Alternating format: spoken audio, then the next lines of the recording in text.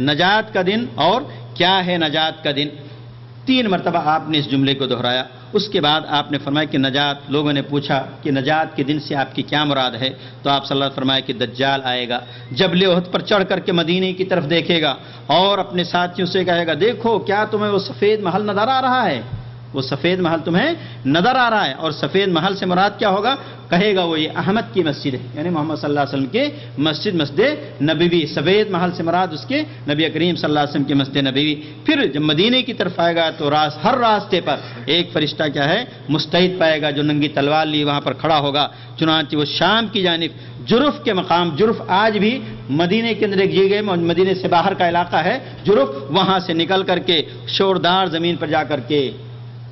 کے ٹھہرے گا اور پھر وہاں اپنا خیمہ لگائے گا. اور اس خیمے کے بعد لگانے کے بعد مدینے کے اندر 3 زلزلہ آئے گا. 3 مرتبہ زبردست زمین مدینے کے اندر زلزلہ آ جائے، جس کے اثر سے، اس زلزلے سے جتنے بھی مدینے کے اندر فاسق منافق مرد عورتیں ہیں سارے کے سارے نکل کر کے جا کر کے دجال کے ساتھ مل جائیں گے. اور آپ نے فرمایا کہ یہی نجات کا دن ہوگا جس دن مدینے کے اندر آج جو لوگ موجود ہیں منافق قسم کے لوگ اور دوسرے قسم کے لوگ، ایک وقت آئے گا کہ اللہ تعالیٰ دجال کے وقت میں سارا زلزلہ بھیجے گا اور زلزلے کی بنیاد پر سارے کے سارے منافقین جو ہوں گے سارے کے سارے پاک صاف ہو جائیں گے، صرف پکے سچے مومن وہاں پر باقی رہ جائیں گے. اس لیے رسول اللہ صلی اللہ علیہ وسلم نے ہمیں اس سے متنبع رہنے کے بیان فرمایا. اس کے بعد پھر رسول اللہ صلی اللہ علیہ وسلم نے ہمیں دجال کے فتنے کیا ہوں گے، اس لیے کہ اتنی طاقت دجال کے فتنوں میں ایک اہم بڑا فتنہ ہے کہ آگ اور پانی اس کے ساتھ. رسول اللہ صلی اللہ علیہ وسلم بیان فرمائے حدیث کے اندر، حضرت حذیفہ ابن یمان رضی اللہ عنہ کی حدیث ہے کہ ماہ جنت و نار فنارہ جنہ و جنتہ نار، کہ اس کے ساتھ جنت اور آگ بھی ہوگی، جنت اور آگ بھی ہوگی. اس کی آگ اصل میں جنت ہوگی، اس کی آگ اصل میں جنت ہوگی اور اس کی جنت حقیقت میں آگ ہوگی. اس لیے رسول اللہ صلی اللہ علیہ وسلم نے فرمایا کہ اس کی آگ کے اندر تم گھسو، اس کے آگ کے اندر تم جا کر کے گھس جانا اور اس کے ساتھ کیا ہے تمہارا گویا کہ تم جنت کے اندر جاؤ گے. ایک دوسری حدیث کے اندر رسول اللہ صلی اللہ علیہ وسلم نے بیان فرمایا کہ اس کے ہمراہ پانی اور آگ ہوگی. اس کی آگ اصل میں ٹھنڈا پانی ہوگا اور اس کا پانی در حقیقت وہ آگ ہوگی. رسول اللہ صلی اللہ علیہ وسلم نے فرمایا کہ میں جانتا ہوں کہ دجال کے ساتھ کیا کیا ہوگا. اس کے ساتھ 2 بہتی ہوئی نہریں بھی ہوں گی، 2 بہتی ہوئی نہریں بھی ہوں گی، ندیاں بھی ہوں گی. آنکھ سے دیکھنے میں ایک کا پانی سفید اور دوسری بھڑکتی ہوئی آگ ہوگی. ظاہری طور پر دیکھنے میں ایک کا پانی سفید نظر آئے گا اور ایک بھڑکتی ہوئی آگ نظر آئے گی. اگر کوئی اسے پا لے تو اس نہر پر جائے جسے وہ آگ دیکھ رہا ہے، اگر اس دور کو پا لے تو اس کو چاہیے کہ اس نہر کی طرف جائے جس کو آگ دیکھ رہا ہے. اس لیے رسول اللہ صلی اللہ علیہ وسلم نے ایک اور حدیث کے اندر بیان فرمایا کہ جو آدمی اس آگ کو دیکھ لے تو اس کی طرف جائے اور آنکھ بند کر کے اپنا سر جھکا کر کے اس آگ میں ڈال دے، اپنی آنکھ بند کر لے اور اپنا سر جھکا کر کے اس آگ کے اندر ڈال دے اور اس سے پینا شروع کر دے کیونکہ وہ آگ نہیں بلکہ حقیقت میں ٹھنڈا پانی ہوگا. تو لوگوں کو جو چیزیں نظر آئیں گی اس کے برعکس وہ چیزیں ہوں گی. اس لیے رسول اللہ صلی اللہ علیہ وسلم نے ہمیں اس کے بارے میں حکم دیا کہ ہم اسی طرح سے جمادات، حیوانات وغیرہ پر بھی اس کا اثر ہوگا. حضرت نواس بن سمعان رضی اللہ عنہ بیان کرتے ہیں کہ نبی کریم صلی اللہ علیہ وسلم بیان فرمایا کہ دجال ایک ایسی قوم کے پاس آئے گا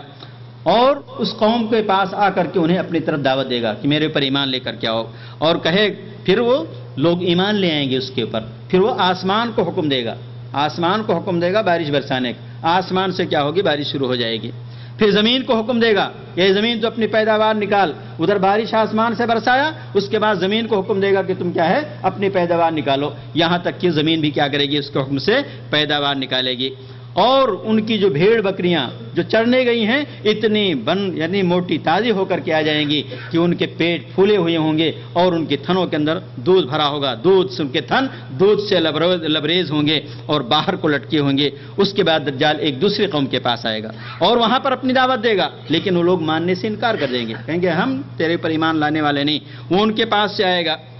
وہ لوگ صبح کے وقت دیکھیں گے تو ساری کھیتیاں جلی ہوئی، دیکھا کہ ساری ہماری کھیتیاں جو ہیں ساری کھیتیاں برباد ہو گئی ہیں. اس کے بعد پھر دجال ایک کا گزر ایک بنجر زمین سے ہوگا، بنجر جہاں کچھ بھی نہیں ہے. اس کے بعد وہاں سے گزرے گا تو اس زمین سے کہے گا کہ تو اپنے خزانے نکال، تیرے اندر جو خزانہ موجود ہے وہ خزانہ نکال۔ چنانچہ شہد کی مکھیوں کے چھتے کی طرح وہ اپنی زمین سے کیا ہے خزانہ نکالے گی اور اس کے پیچھے لوگ کیا ہے چلے جائیں گے۔ نبی کریم صلی اللہ علیہ وسلم نے ایک اور واقعہ ذکر کیا کہ ایک دیہاتی کے پاس سے دجال کا گزر ہوگا اور کہے گا کہ اگر میں تیرے ماں باپ کو زندہ کر دوں تو کیا تو میرے پر ایمان لائے گا؟ دیہاتی، اس لیے میرے دوستو علم یہ بڑی اہم چیز ہے۔ علم کی ضرورت آج سارے علاقوں کے اندر۔ علم کیا ہے؟ ایک زیور، ایک روشنی ہے، اور علم جہاں آتا ہے اس لیے ہمیں چاہیے کہ اپنے بچوں کو علم، ہمارے یہاں علم تو ہے لیکن علم کون سا ہے؟ دنیاوی علم ہے، دین کا علم نہیں۔ دین کا علم ہمارے پاس کیا ہے؟ نہیں ہے۔ دین کا علم اگر ہم دیتے ہیں رکھتے ہیں تو صرف کیا ہے نام کے لیے، بہت ہی معمولی علم، چلو انگلش میڈیم میں پڑھا کر کے اس کے بعد ایک کسی مولوی کو رکھ کر قرآن وغیرہ سکھا دیا جائے، ہم سمجھتے ہیں کہ علم کافی ہے۔ اس لیے میرے دوستو علامہ اکبر الہ آبادی نے بہت پہلے کہا تھا، طنز کیا تھا کہ نئی تہذیب میں بھی مذہبی تعلیم داخل ہے، نئی تہذیب میں بھی مذہبی تعلیم داخل ہے، مگر یوں ہی گویا آب زمزم مے میں شامل ہے، مگر یوں ہی کہ گویا آب زمزم مے میں شامل، مے کہتے ہیں شراب، جس طرح سے آب زمزم لے کر کے چند قطرے آپ شراب کے اندر ڈال دیجئے، اصل تو پورا شراب ہی شراب ہے، لیکن اس کے اندر ایک دو چیزیں، چلو ہم دینیات اپنے مدرسے میں رکھ لیتے ہیں، اپنے اسکول کے اندر ہم دینیات رکھتے ہیں، اگر وہ بھی نہ ہوا تو ہم بھائی اپنے گھر کے اندر مسجد کے اندر بچے کو بھیج کر کے تھوڑا قرآن اور حدیث کی تعلیم دیتے ہیں۔ یہ دوستو میرے ہمارے لیے یہ نئی تہذیب کی تعلیم اور نئی تہذیب کی یہ چیزیں ہمارے لیے بڑی ہی خطرناک چیزیں ہیں۔ ہماری زندگی آج انگریزوں کی جو چال تھی قرآن اور حدیث سے، قرآن سے دور کرو، یا آج 100% ہمارے اوپر صادق آ رہی، بڑی بڑی ڈگریاں ہیں لیکن قرآن کا علم نہیں، قرآن پڑھنا بھی نہیں جانتا، قرآن کا معنی مطلب تو چھوڑ دیجئے، قرآن کا مطلب بھی نہیں جانتا ہے، اللہ اور اس کے رسول کے بارے میں اس کو کوئی علم نہیں ہے۔ اس لیے بہرحال فتنہ بڑا خطرناک ہوگا۔ تو دجال دیہاتی کے پاس سے کہے گا اور کہے گا کہ تمہارے مرے ہوئے ماں باپ کو، میں فوت شدہ ماں باپ کو زندہ کر دوں تو کیا تم مجھے رب مان لو گے؟ وہ کہے گا ہاں۔ چنانچہ دو شیطان اس کے ماں باپ کی شکل میں سامنے ظاہر آ جائیں، فوراً وہ حکم دے گا اور دو شیطان ماں باپ کی شکل میں ظاہر ہو جائیں گے اور عربی سے کہیں گے ہمارے بیٹے، پیارے بیٹے، یہ مان لو یہ تمہارا رب ہے، یہ مان لو اس کو اپنا رب، اس لیے کہ یہ تمہارا رب ہے۔ رسول اللہ صلی اللہ علیہ وسلم بیان فرمایا کہ اللہ تعالیٰ یہ طاقت اس کو دی۔ اسی طرح ایک اور فتنہ اس کا حدیث کے اندر ذکر ہے کہ ایک نوجوان کو بلائے گا جو اپنی بھرپور جوانی میں ہوگا اور اسے تلوار سے 2 ٹکڑے کر دے گا، نوجوان کو بلا کر کے تلوار سے 2 ٹکڑے کر دے گا، پھر لوگوں سے کہے گا میرے اس بندے کو دیکھو، اس کو کہتا اپنا بندہ، میرے اس بندے کو دیکھو، میں اسے ابھی زندہ کرتا ہوں، ابھی میں نے مارا ہے، ختم کیا ہے، ابھی میں اس کو زندہ کرتا ہوں، لیکن پھر بھی میرے سوائے کسی کو رب نہیں مانے گا، میرے سوا کسی کو رب مانے گا، مجھے نہیں مانے گا، یہ مار کے دیا میں نے، قتل بھی کر دیا، دوبارہ زندہ بھی کروں گا، لیکن پھر بھی میرے سوا کسی کو رب مانے، دوسرے کو رب مانے گا، مجھے اپنا رب نہیں مانے گا۔ دجال اس سے کہا اٹھ جا، میں نے تجھے بھی قتل کیا، اب اس کو کہے گا قم باذن اللہ، جیسے ہم کہیں قم، اللہ تعالیٰ اتنی طاقت دے گا، اللہ تعالیٰ اس کے پاس طاقت نہیں، اس کے پاس، لیکن اللہ تعالیٰ اس کو یہ طاقت دے گا آزمائش، دنیا کے اندر آزمائش کے لیے، دنیا کے مسلمانوں کی آزمائش کے لیے اس کو اتنی ساری طاقتیں اللہ تعالیٰ دے دے گا۔ اور ہماری تخلیق کا مقصد جہاں آزمائش ہے وہاں یہ سب سے بڑی آزمائش ہوگی، جو لوگ فتنے دجال سے دوچار ہوں گے، اللہ تعالیٰ میں اس سے کیا ہے محفوظ رکھے۔ تو اس سے کہے گا اٹھ جا، تو زندہ ہو جا، وہ شخص زندہ ہو جا کر کے کھڑا ہو جائے گا، حالانکہ اس نے نہیں زندہ کیا، حقیقت میں اللہ تعالیٰ ہی نے اس کو زندہ کیا۔ تو اس کے بعد پھر دجال یہ سمجھے گا، لوگوں کو باور کرائے گا کہ میں نے اس کو زندہ کیا ہے، دیکھو میرے حکم سے کیا ہے زندہ ہو گیا۔ پھر اس مقتول نوجوان کو کہ 2 ٹکڑے کر کے پھر آپس میں کیا باہر پھینک دیا، اور دونوں کو جو قتل کیا تھا پہلے 2 ٹکڑے جو کر دیا، دونوں ٹکڑے آ کر کے مل جائیں گے۔ پھر یہ خبیث کہے گا کہ بتا تیرا رب کون ہے، پھر اس سے سوال کہ تیرا رب کون ہے، تو وہ کہے گا کہ میرا رب اللہ ہے، تو اللہ کا دشمن ہے، تو دجال ہے۔ اور یہ کون آدمی کہہ سکتا ہے؟ جس کے پاس ایمان ہوگا۔ جیسے ہم کہتے ہیں قبر کے 3 سوالات ہیں، بہت آسان ہے، من ربک، من نبی، ما دینک، ہم کہتے تو زبان سے بہت آسان ہے کہ ہم جواب دے لیں گے۔ آخری کلمہ من کان آخر کلام لا الہ الا اللہ دخل الجنہ، جس کا آخری کلمہ لا الہ جنت میں جائے گا، تو لا الہ تو بہت آسان ہے، ہم تو کتنی مرتبہ ایک سانس میں ہم 100 مرتبہ پڑھ سکتے ہیں، تو قیامت مرنے کے وقت بھی ہم آسانی سے ادا کر لیں گے۔ لیکن یہ توفیق کس کو ملتی ہے؟ یہ توفیق میرے دوستو اسی کو ملے گی جو اللہ تعالیٰ کے دین کے مطابق اور شریعت کے مطابق اپنی زندگی گزارے گا۔ ہر ایرے گہرے نتھو خیروں کو یہ لا الہ الا اللہ کا اقرار مرنے کے وقت یہ نصیب نہیں ہو سکتا۔ قبر کا جواب یہ اتنا آسان نہیں، اس کے لیے وہی لوگ جواب دیں گے جو ان کی پابندی، جو شریعت کے مطابق اپنی زندگی گزارتے ہوں گے۔ اس لیے میرے دوستو ہمیں دجال کے فتنے سے محفوظ رہنے کے لیے اور دجال کے ایک سوال اور ہے کہ دجال کے ماننے والے کون ہوں گے، پیروکار کون ہوں گے اس کے دجال کے اس زمانے کے اندر۔ رسول اللہ صلی اللہ علیہ وسلم نے حدیث کے اندر بیان کہ اس کے بعد بہت ساری طاقت ہوگی، بہت ساری فتنے ہوں گے، لوگوں کو رائے راست سے بھٹکانے اور اپنے پیچھے لگانے کے لیے مختلف اسلوب اختیار کرے گا، جیسا کہ ابھی آپ نے سنا کہ بہت ساری چیزیں اس کے پاس ہوں گی۔ تو سب سے پہلے جو پیروکار ہوں گے اس کے یہودی ہوں گے۔ نبی کریم صلی اللہ علیہ وسلم نے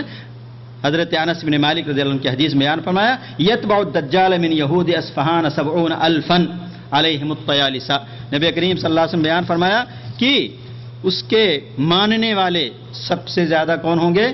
اصفہان کے 70,000 یہودی ہوں گے۔ اصفہان کے 70,000 یہودی ہوں گے، اور یہ یہودی ایک روئی نما شال ہے، اس شال کو کیا ہے پہنے ہوئے ہوں گے۔ یہ نبی کریم، اور اصفہان یہ کہاں ہے؟ ایران ہی کے اندر آج بھی کیا ہے موجود، کہتے ہیں کہ وہاں بہت سارے یہودی آج بھی کیا ہے موجود ہیں۔ تو 70,000 یہودی وہاں سے نکلیں گے، اس لیے کہ یہاں سے نکل کر کے ایران ہی بھاگے گا۔ دوسرے جو لوگ اس کے پیروکار ہوں گے کفار اور منافقین ہوں گے، جن کی دلوں کے اندر ایمان نہیں ہوگا۔ اور تیسرے جو لوگ ہوں گے رسول اللہ سے بیان فرمایا کہ جاہل اور گنوار دیہاتی جو ہوں گے، جن کے پاس علم نہیں، شریعت کا علم نہیں، قرآن کا علم، حدیث کا علم نہیں، بہرحال یہ لوگ سارے کے سارے لوگ ہوں گے۔ دجال کا فتنہ جیسے میں نے اس سے پہلے ذکر کیا کہ فوت شدہ اس کے ماں باپ ختم ہو گئے، ان کو زندہ کرے گا جاہل اور گنوار، اسی طرح سے اس کے ماننے والوں میں وہی لوگ جائیں گے جن کے پاس علم نہیں ہوگا۔ اسی طرح سے رسول اللہ صلی اللہ علیہ وسلم فرمایا کہ ان کے اس دجال کی اتباع کرنے والے وہ لوگ ہوں گے جن کے چہرے بالکل چپٹے ہوں گے، جیسا کہ میں نے اس سے پہلے ذکر کیا کہ رسول اللہ صلی اللہ علیہ وسلم کہ خراسان کے اندر ظاہر ہوگا، اور وہاں پر اس کی اتباع کرنے والے، پیروی کرنے والے وہ لوگ ہوں گے جن کے چہرے مڑی ہوئی ڈھالوں کی طرح کے چپٹے ہوں گے، رسول اللہ صلی اللہ علیہ وسلم نے ذکر کیا۔ اور اسی طرح سے آخری پانچویں چیز ہے کہ اس کی اتباع کرنے والوں میں عورتیں ہوں گی۔ اور ہم یہ سب جو لوگ جانتے ہیں کہ رسول اللہ صلی اللہ علیہ وسلم یہ بھی حدیث کے اندر بیان فرمایا کہ جہنم کے اندر بھی سب سے زیادہ جانے والی کون ہوں گی؟ عورتیں ہوں گی۔ لیکن کسی کو اپنے تقدیر کے بارے میں نہیں معلوم، اس لیے یہ نہ سمجھ لے کوئی نہیں اب تو ہم کو جہنمی قرار دے، نعوذ باللہ اس قسم کی چیز۔ انسان کو چاہیے کہ اللہ تعالیٰ نے انسان کو عقل دیا ہے، انسان کو اللہ تعالیٰ نے دماغ دیا ہے، کتاب و سنت کا علم ہمیں موجود ہے، ہمیں کیا ہے کوشش کرنی چاہیے۔ اور جو تعلیمات نیک بیویوں کے، نیک عورتوں کے اللہ کے رسول صلی اللہ علیہ وسلم صفات بیان کیے ہیں، چاہے اس کا ذکر حدیث کے اندر ہو، چاہے اس کا ذکر قرآن مجید کے اندر موجود ہو، نیک عورت ایک مثالی عورت بننے کی ہمیں کیا ہے اپنی عورتوں کو، اپنے بہنوں، اپنے بھائیوں، اپنے بچیوں کو اور اپنے گھر کے رہنے والی عورتوں کو ہمیں ضروری ہے کہ ہم اس راہ پر ڈالیں ان کو، ان کے لیے جہاں سارے انتظامات کرتے ہیں ان کی دینی تعلیم کا بھی ہمیں مکمل طور پر، آج بڑی بڑی ڈگریاں، گریجویشن لڑکیاں موجود ہیں لیکن دین کی تعلیم کے اندر صفر ہے۔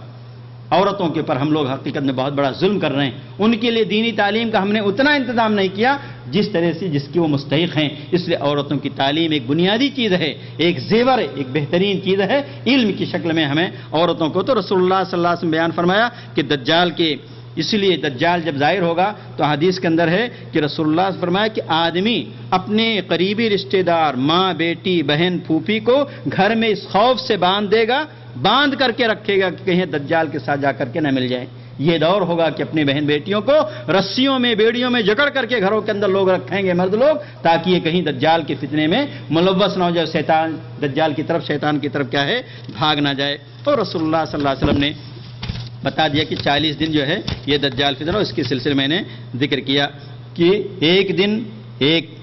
40 دن میں سے پہلا دن جو ہوگا 1 سال کا ہوگا، اور دوسرا دن 1 مہینے کا ہوگا، اور تیسرا دن 1 ہفتے کا ہوگا، 1 جمعہ یعنی 1 ہفتے کا، اس کے بعد بقیہ دن تمہارے دنوں کی طرح ہوں گے۔ رسول اللہ صلی اللہ علیہ وسلم نے آخری جو چیز ہے، اور ایک اور چیز، 2 چیزیں باقی ہیں میرے پاس، ایک تو دجال کے فتنے سے کیسے ہم بچیں، یہ سب سے اہم چیز ہے، اور دوسری چیز کہ منکرین دجال اس دور کے اندر جو لوگ ہیں ان کا میں اختصار کے ساتھ ذکر کر کے اپنے بات کو ختم کروں گا۔ تو دجال کے فتنے سے نجات کیسے پائیں، یہ ہمارے لیے سب سے اہم چیز ہے۔ اس کے معلومات ہم نے اس کے بارے میں کہ کیسے اس کے بال ہوں گے، کیسے اس کا چہرہ ہوگا، اس کے پیشانی پر کیا لکھا ہوگا، ان ساری چیزوں کے ساتھ ساتھ کیسے ہم بچ سکتے ہیں۔ رسول اللہ صلی اللہ علیہ وسلم بیان فرمایا من سمع بالدجال فلینہ عنہ، کہ جو آدمی دجال کے بارے میں سنے اس کو چاہیے کہ دجال سے دور رہے۔ دجال سے یہ نہ کہے میں تو بڑا پہلوان ہوں، بڑا متقی پرہیزگار ہوں، میرے پاس کچھ اثر نہیں کرے گا۔ یہ چیز کیا ہے، اس خوش فہمی کے اندر مبتلا ہو کر کے ایسا نہ ہو، اس لیے کہ اس کے پاس جب جائے گا تو پھر ایسی صورت میں اس کے یہ سارے فتنے دیکھ کر کے وہاں جا کر کے فیل ہو سکتا ہے، اس کے قدم ڈگمگا سکتے ہیں۔ اس لیے رسول اللہ صلی اللہ علیہ وسلم بیان فرمایا کہ من سمع بالدجال فلینع عنہ، کہ جو آدمی دجال کے بارے میں سنے اس کو چاہیے کہ اس سے دور رہے۔ فواللہ ان الرجل لیاتیہ وهو يحسب انه مؤمن، اللہ کی قسم انسان سمجھے گا کہ میں تو پکا سچا مومن ہوں، میرا ایمان بڑا مضبوط ہے، اور اس کے پاس جائے گا فَيَتْبَعُهُ مِمَّا يُبْعَثُ بِهِ مِنَ الشُّبْهَاتِ، لیکن اس کے پاس جا کر کے اس کے شکوک و شبہات، اس کے فتنوں کے اندر پڑ کر کے اسی کا ہو کر رہ جائے گا، اسی کا ہو کر کے وہ رہ جائے گا۔ اس لیے اس سے دور رہنا چاہیے، اس لیے کہ اس کے پیدا کرتا شبہات اور اس کی جو طاقت اللہ تعالیٰ نے اس کو دے رکھی ہے، اس سے کیا انسان نہیں بچ پائے گا۔ اس لیے دجال کا پتہ چلنے کے بعد ہمیں کتنا بھی قوی الایمان اپنے آپ کو سمجھے، لیکن اس کے قریب ہمیں جانے کی کوشش نہیں کرنی چاہیے۔ دوسری چیز، رسول اللہ صلی اللہ علیہ وسلم کی حدیث کے اندر ام شریک رضی اللہ تعالیٰ عنہ کی حدیث کے اندر بیان فرمایا لَيَفِرَنَّ النَّاسُ من الدجال فی الجبال، کہ لوگ دجال کے فتنے سے بچنے کے لیے پہاڑوں میں روپوش ہو جائیں گے، پہاڑوں میں روپوش ہو جائیں گے۔ تو اس کا مطلب یہ کہ اس زمانے میں ایک مسلمانوں کا امام خلیفہ بھی ہوگا، اور اس سے مراد کیا ہے، ایک حضرت امام مہدی ہیں کہ وہ اس وقت ظاہر ہوں گے۔ رسول اللہ صلی اللہ علیہ وسلم فرمایا اسی طرح سے ہمیں کیا ہے، اللہ تعالیٰ سے مدد طلب کرنا چاہیے۔ اس لیے رسول اللہ صلی اللہ علیہ وسلم بیان فرمایا من ابتلي بنارہ فلیستغث باللہ، کہ جو شخص اس کی آگ کے فتنے میں مبتلا ہو جائے، جب نکلے گا تو آگ اس کے سامنے ہوگی، تو اس فتنے کے اندر آدمی مبتلا ہو جائے فلیستغث باللہ، اس کو چاہیے کہ اللہ تعالیٰ سے وہ مدد طلب کرے، اللہ تعالیٰ سے وہ مدد طلب کرے۔ انسان کو چاہیے کہ اللہ تعالیٰ اس کو محفوظ رکھے۔ اگر اس زمانے کے اندر ظاہر ہو گیا، اس کی آگ کو دیکھ لیا، فلیستغث باللہ، اللہ تعالیٰ سے کیا ہے، مدد طلب کرے۔ اسی طرح سے اللہ تعالیٰ کے اسماء اور صفات کا علم حاصل کرنا یہ بھی ہمارے لیے ضروری ہے۔ آج ہم نے ڈیکوریشن کے لیے اپنی مجلسوں، اپنی محفلوں کے اندر لگا رکھا ہے، ہمارے پر اللہ تعالیٰ کے 99 نام ہے ماشاءاللہ لگا کر کے رکھ، لیکن ایک لفظ کا معنی اس سے پوچھ لیجئے پتہ نہیں، برکت کے لیے۔ یہ اللہ تعالیٰ کے نام برکت صرف لگانے سے، لٹکانے سے برکت نہیں آ سکتی۔ قرآن مجید پورا آپ اپنے گھر کے اندر لگا لیجئے، لپیٹ دیجئے،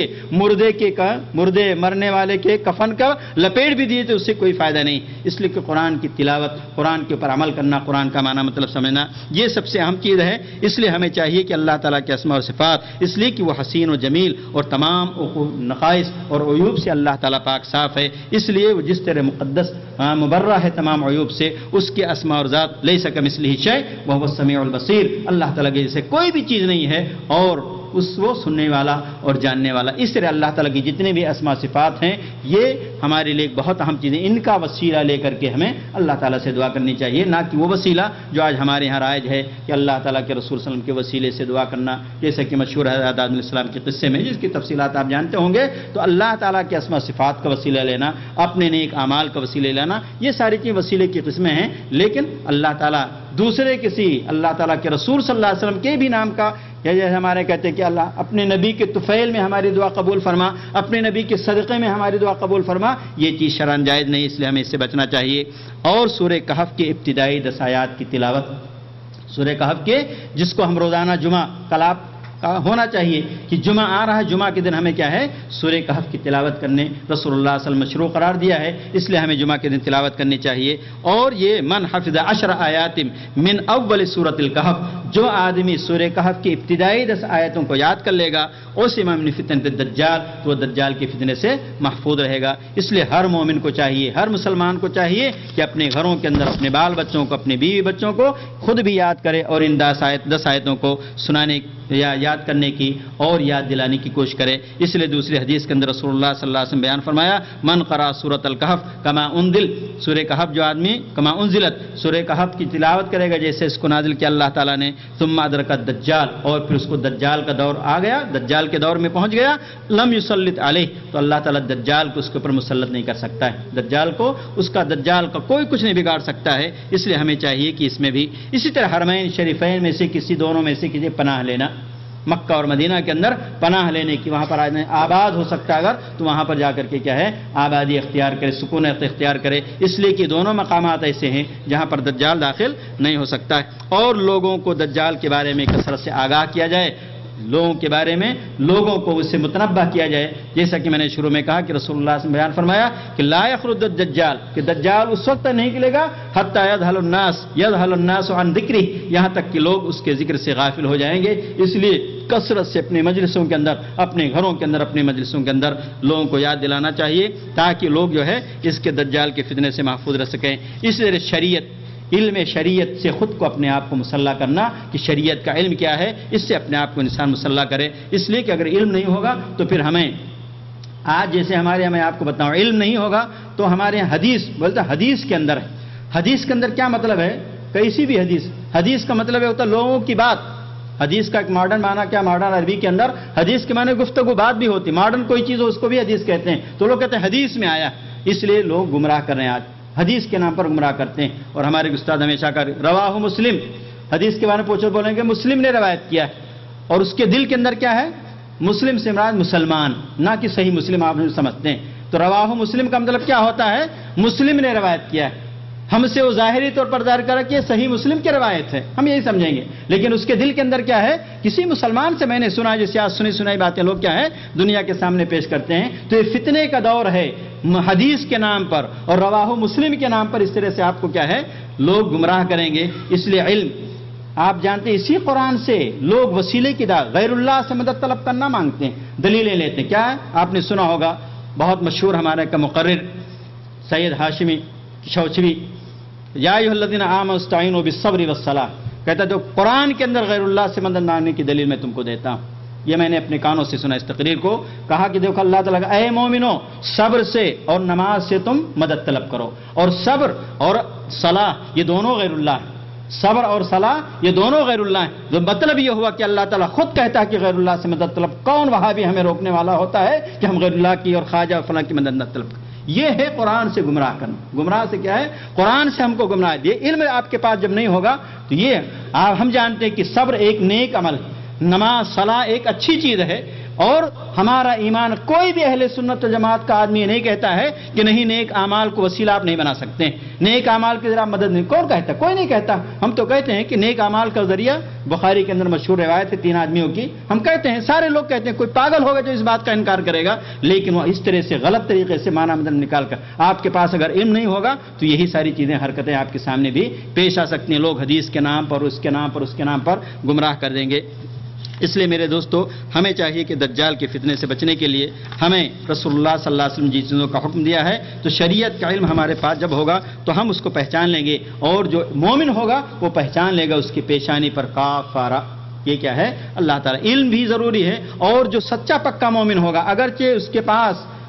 اگرچہ وہ جاہل بھی ہوگا، لیکن پھر بھی اگر ایمان اس کا مضبوط ہے تو آدمی پہچان سکتا ہے۔ یہ ضرور نہیں کہ رسول اللہ صلی اللہ علیہ وسلم اس کی وضاحت کر دی۔ اس لیے علم شرعی کی بہت دلیل، جیسے میں نے اس سے پہلے ذکر کیا کہ رسول اللہ صلی اللہ علیہ وسلم کے پاس وہ آدمی جائے گا، کہے گا نہیں تو کافر ہے، لمبی حدیث سے میں چھوڑ رہا ہوں، ایک لمبی حدیث کے اندر وہ کہے گا کہ تیرے پیشانے پر کافارہ لکھا ہوا ہے، اس لیے مجھے معلوم ہے تو کیا ہے؟ دجال ہے، تو رب نہیں ہو سکتا ہے، اس رب کے بارے میں جو دعویٰ کرتا ہے دعویٰ غلط ہے۔ اگر اس کے پاس علم نہ ہوتا کیسے پہچانے گا؟ دجال کے بارے میں اگر معلومات نہ ہوگی تو کیسے پہچانے گا؟ اور دجال سے لڑائی کے لیے اہل ایمان کو تیاری کرنی چاہیے، اور یہ ہمارا ایمان، ہمارا فرض ہے۔ آج دجال کی جو متبعین ہیں یہود و نصارہ، ان سے بھی لڑائی کے لیے انسان کو ہمیشہ تیار رہنا چاہیے، جہاد کی تیاری ہونی چاہیے۔ بہرحال وَأَعِدُّوا لَهُم مَّا اسْتَطَعْتُم مِّن قُوَّةٍ وَمِن رِّبَاطِ الْخَيْلِ تُرْهِبُونَ بِهِ عَدُوَّ اللَّهِ وَعَدُوَّكُمْ، میرے اللہ تعالیٰ کا وَأَعِدُّوا لَهُم مَّا اسْتَطَعْتُم مِّن قُوَّةٍ، جو بھی طاقت تم تیار کر سکتے ہو تیار کرو، اور اس کے ساتھ دشمنوں کے دلوں کے اندر روب ڈالو، دشمن کے دل کے اندر خوف اور دہشت ڈالو،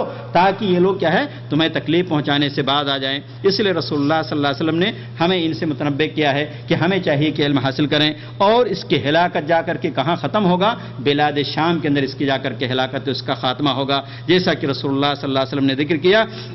کہ مسیح دجال مشرق کی جانب سے آئے گا، اور اس کا ارادہ مدینے میں داخل ہونے کا۔ اس سے پہلے میں نے اس حدیث کو ذکر کیا ہے، مدینے میں داخل ہونے ہوگا، مگر وہ جبل احد کے پیچھے ہی پڑا رہے گا، پڑاؤ ڈالے گا، اور پھر فرشتے اس کا رخ شام کی طرف پھینک دیں گے، اور وہاں وہ ہلاک کر دیا جائے گا۔ بلکہ دوسری حدیث کے اندر تفصیلات بھی ملتی ہیں کہ حضرت عیسیٰ علیہ السلام حضرت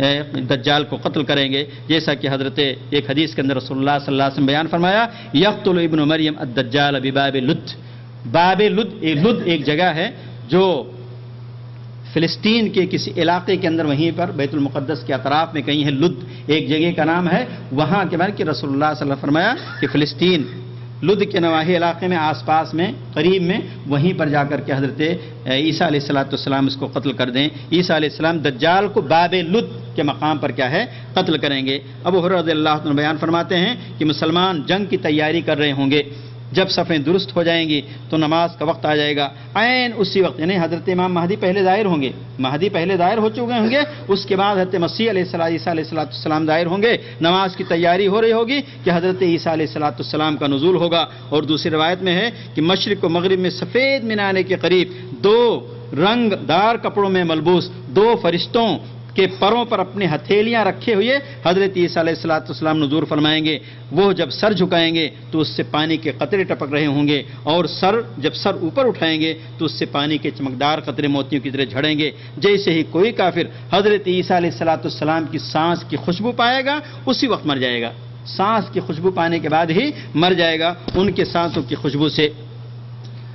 یہ رسول اللہ صلی اللہ علیہ وسلم نے ذکر کیا ہے۔ اس لیے میرے دوستو ہمیں چاہیے کہ رسول اللہ صلی اللہ علیہ وسلم کی احادیث کی روشنی میں ہمیں ان چیزوں سے کیا ہے دور رہنا چاہیے اور ان چیزوں کو یاد رکھنا چاہیے۔ آخری چیز جو میں کہہ کر اپنی بات ختم کرتا ہوں کہ رسول اللہ صلی اللہ علیہ وسلم کی احادیث کا، جیسے میں نے شروع میں ذکر کیا کہ بہت سارے لوگوں نے انکار بھی کیا ہے، بہت سارے روشن خیال قسم کے لوگوں نے، تفصیل کے ساتھ جانے کا موقع نہیں ہے، بس ایک دو تین نام میں ذکر کر کے آپ کے سامنے اپنی بات ختم کروں گا۔ بعض لوگوں نے، ایک شیخ محمد عبدہ ہیں، یہ انہوں نے باقاعدہ کہا کہ کہتے ہیں کہ دجال کی حقیقت کچھ بھی نہیں، یہ صرف خرافات، دجل، فریب اور شعبدہ بازی۔ یہ عربی ہیں، عربی النسل ہیں، اور یہ مصر کے بڑے عہدے پر تھے، مفتی تھے وہاں پر انہوں نے انکار کیا۔ اسی طریقے سے بعض لوگوں نے یہ کہا ہے کہ دجال ظاہر تو ہوگا مگر اس کے ہمراہ یہ سارے فتنے، جنت اور جہنم نہیں ہوگی، اور انہی لوگوں میں علامہ رشید رضا رحمۃ اللہ علیہ ایک بہت بڑے مفسر گزرے ہیں، مصر کے ہیں، ان کی تفسیر المنار ہے، ان کا پرچہ المران نکلتا تھا، انہوں نے باقاعدہ بھی اس کا ذکر کیا ہے۔ یہ صاحب علم و فضل تھے، لیکن بہرحال اس مسئلے کے اندر وہ غلطی کھا گئے، غلطی ہو گئی ان سے۔ اسی طریقے سے موجودہ دور کے علماء اور محرر مؤسسین، جماعت اسلامی کے مؤسس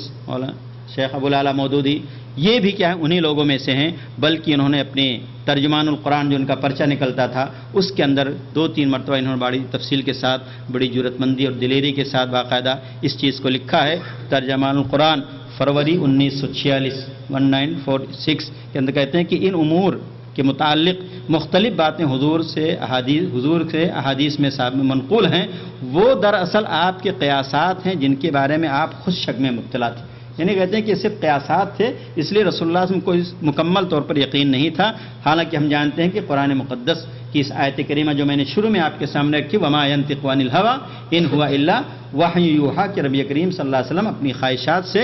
اور قیاس سے کوئی بھی چیز نہیں بولتے تھے، بلکہ وحی الہی کی روشنی میں ہر قول آپ کا، ہر فعل آپ کا وحی الہی پر مبنی ہوا کرتا تھا۔ اسی طریقے سے ایک اور جگہ ذکر کیا انہوں نے،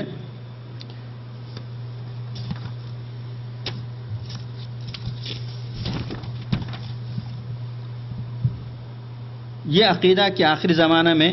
قیامت کے قریب ایک کانا دجال پیدا ہوگا جو دجل کی اشاعت میں سرگرم ہتھیاروں سے لیس ہوگا، اس کے سلسلے میں کہتے ہیں، حالانکہ یہ حدیث بخاری کے اندر،